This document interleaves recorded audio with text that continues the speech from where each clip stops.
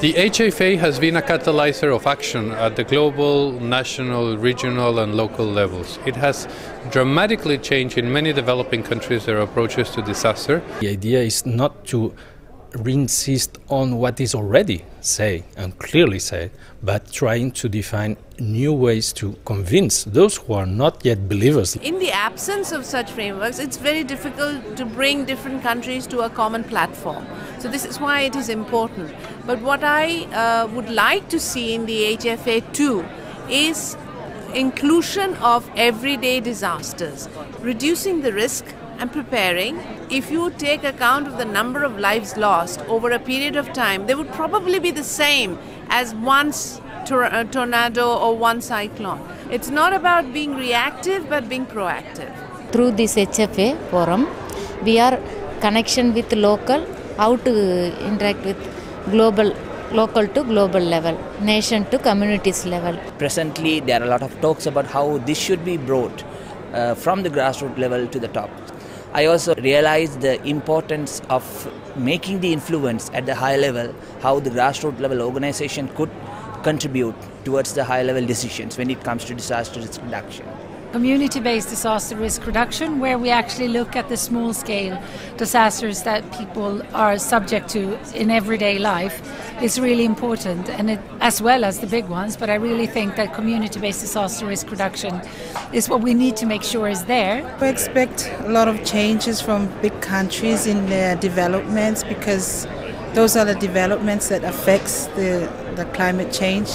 Gives us a lot of pollution that affects the Pacific Islands. We had up until now seriously underestimated the damages by 50%. We also unfortunately have to admit that there is a man-made component in making these disasters even worse. And that's why we have to accept the responsibility.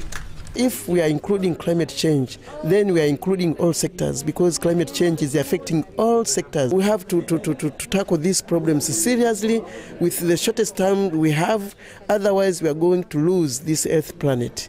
It's not you and I as they are that can do all these things. The purpose of this is to motivate action by government, community groups, private sector.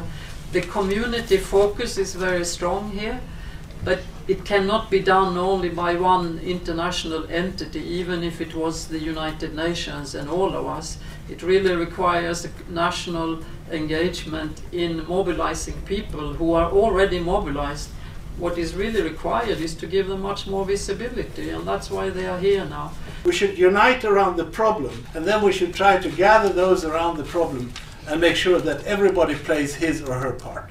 If we could have a database which the IPUI understand are going to coordinate, so that if you live in one country and you understand that if you recognise that there is a problem, why try to solve it yourself when there could be a solution which has already been tried and tested in some other part of the world? It's not only a question of improving lives for people, it's also a question of creating sustainable economies.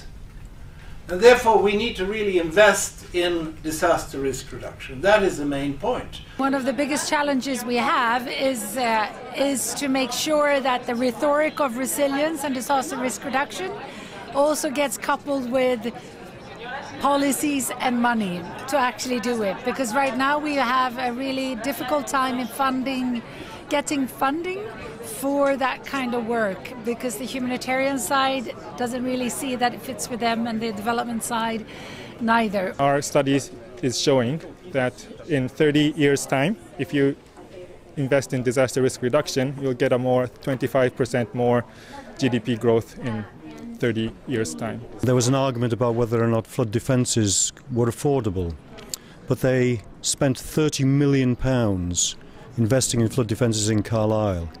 In 2009 there was another terrible flood, but the flood defences held. And the estimate of the cost, if we hadn't have invested the 30 million, was 80 or 90 million pounds. So with one event you've saved 40 or 50 million pounds. So this is not a cost, this is an investment. If you could actually get DRR integrated into the Millennium Development Goals, the Millennium Development Goals post-2015, why should we not consider looking at DRR as part of that? That really would be a success.